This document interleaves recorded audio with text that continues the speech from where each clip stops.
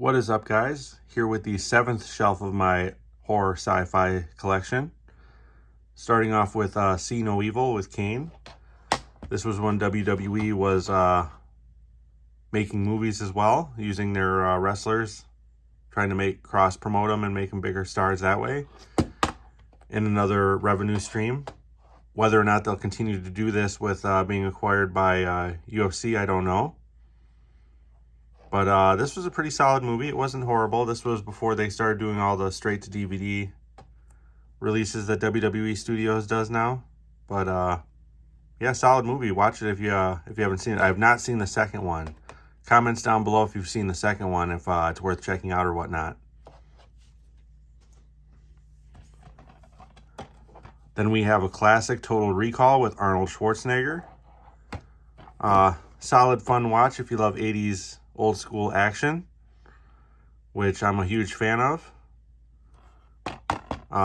Especially Arnold Schwarzenegger, Sylvester Stallone, and Bruce Willis movies. And you know, I wouldn't say this is my favorite Arnold Schwarzenegger movie, but it's a fun watch.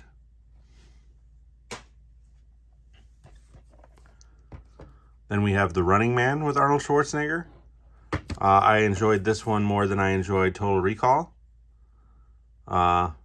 Like I said, I love old school action, and these futuristic kind of sci-fi kind of movies that Schwarzenegger was doing was great as well.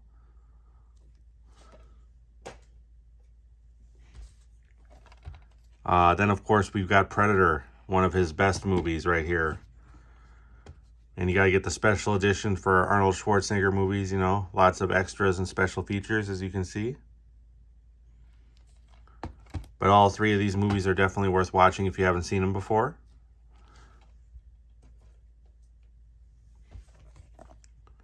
Then we have Predator 2 with Danny Glover. Not as good as the first Predator, that's for sure. But still a solid watch. I'm a big fan of the Predator movies. The only one I have not seen is Prey. The one I did not like was The Predator that came out a couple years ago with Thomas Jane. That was just the worst.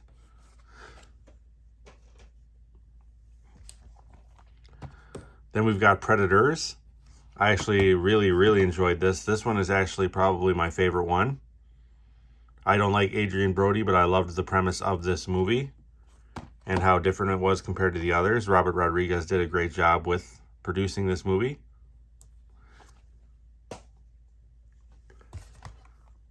Then we have Vice with Thomas Jane and Bruce Willis. You know, like I said, I'm a huge Bruce Willis fan, so anything with Bruce Willis in it, I'll probably get eventually. And this was a solid watch. You know, Bruce Willis has a smaller part, but, you know, you kind of found out later on why he was taking these smaller parts to hide his aphasia diagnosis and continue doing what he loved as long as he could. So I can't blame him for wanting to continue to make movies.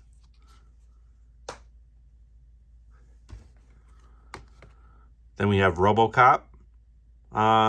Okay movie, wasn't the greatest. You know, I wasn't a huge fan of the originals either. So that probably hurt my chances of really loving this movie as well. But it was still a solid sci-fi watch.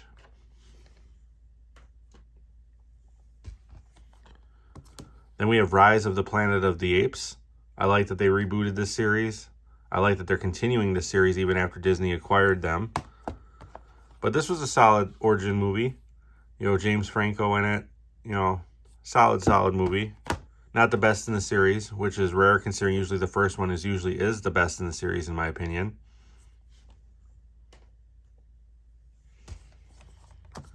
Then we have Dawn of the Planet of the Apes, which I thought was a little better than Rise of the Planet of the Apes. You know, a little bit more unpredictable on where the direction was going. I absolutely loved the story for these movies. Can't wait for the next one to come out. Then we have Jupiter Ascending. This one disappointed me. The Wachowskis kind of are riding on their name, it seems. Visually, it's an amazing movie. But it just seems like, oh, it's a Wachowski movie, it's going to be good. Wrong. This movie was really boring. Not as bad as The Matrix Resurrections, but it was not great. I would not go out of my way to watch this. If you could find it free somewhere to watch, then maybe I'd check it out, but I wouldn't pay to watch this. Then we have Next with Nicolas Cage. I enjoyed this movie. Very solid sci-fi, time travel-ish movie. You know, worth checking out if you haven't seen it before. If you're a Nicolas Cage fan, of course you're going to check this out. But this was before all of his movies started going straight to DVD. I thought this was a solid movie. I forgot how well it did in the theater, but I mean, he had a couple not huge successes, like The Wicker Man in the theaters and stuff like that. But yeah, he was just pumping them out like crazy at this point in time.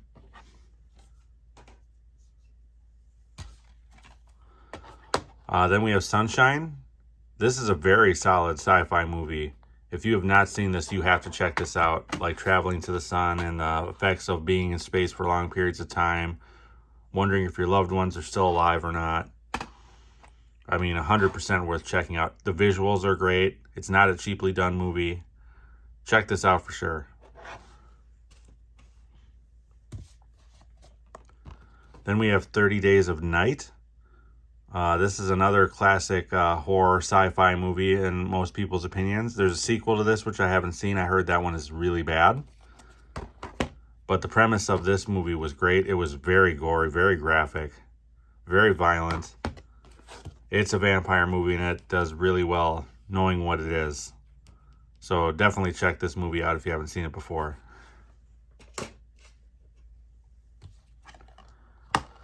Then we have The Invasion, which is a remake of Invasion of the Body Snatchers, which I have not seen. I was a big fan of Daniel Craig, though, so I wanted to check this out. You know, Jeffrey Wright and Jeremy Northam are in it as well, who are great actors. I'm not a Nicole Kidman fan, but, you know, it seemed like an interesting type of story, and then I watched it, and it was really slow. Not what I thought it was going to be, so maybe it's just not my type of movie. You know, maybe worth checking out if you're looking for a sci-fi movie you haven't seen before. Then we have the Moth Man Prophecies. Love this movie. Richard Gere does fantastic. So does Laura Linney. Very, very creepy, scary movie. Worth checking out for sure if you haven't seen this before. I guess it's based off of true events. Whether or not that's actually true or not, I don't know. But that's up to you to decide.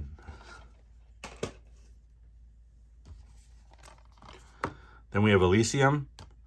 From the maker of District 9, which I was not a fan of, as you saw earlier in another video.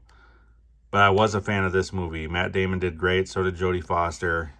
The story was much better. Again, it had to deal with the class system, kind of like District 9 did. But I don't know, just something about this movie was way better. The budget was better, obviously, so visually it was more wow. But, you know, I guess you just needed someone like Matt Damon and Jodie Foster to carry it, maybe. I don't know.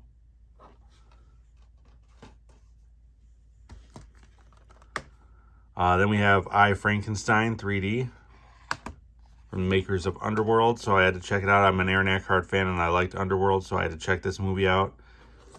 It wasn't horrible, but it wasn't fantastic. Definitely not on the level of Underworld.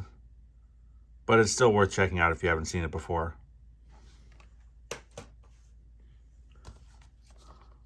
Then we have Arrival with Amy Adams, Jeremy Renner, and Forest Whitaker. Fantastic cast. Fantastic premise. Fantastic story. The visuals and the sound are ridiculous. The director of this movie is second to none, for sure. But I'm a huge Amy Adams fan. She does great work. So does Jeremy Renner. Happy to hear that he's getting back into making movies now that he's recovered from his accident. But worth checking out for sure. Then we have Ghosts of Mars. Probably one of my favorite John Carpenter movies. I know this didn't do well in the theaters, and a lot of people don't like this movie. But I really enjoyed this movie. I love the tempo of it. I love the soundtrack. I love the cast. And I love the whole premise of pretty much an evil you can't stop no matter what you do. Unless you kill everybody. So, I mean, it's great. I loved Ice Cube and Natasha Henstridge in this movie. Clea Duvall did well. Pam Grier did well. And Jason Statham, young Jason Statham in this movie too, also did well. Just one of my favorite go-to movies for sure. Then we have Breach with Bruce Willis and Thomas Jane. You know, again, I'm a big Bruce Willis fan. I'll support him up, you know, I'll try to get every single movie of his. And it's just a shame what happened to him because fantastic actor.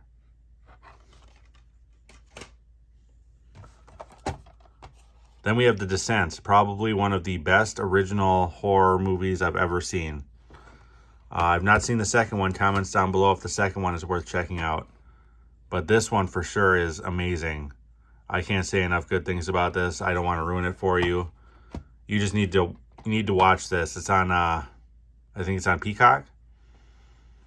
But yeah, you'll have to check this movie out. Then we have a classic, Anaconda. Can't go wrong with this one. Amazing cast, amazing premise with a huge snake. The visuals, especially for its time, were really well done. This was not a cheaply done movie.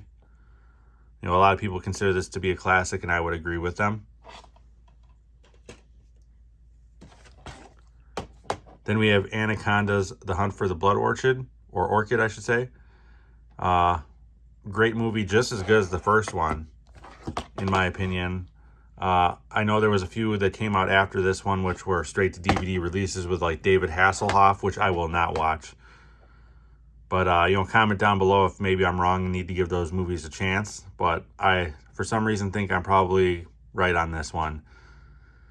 But yeah, that'll do it for this shelf. If you like content like this, please like and subscribe. Your support is much appreciated. I'm also over on Letterboxd. The link is in the profile of this channel. Otherwise, until next time, guys.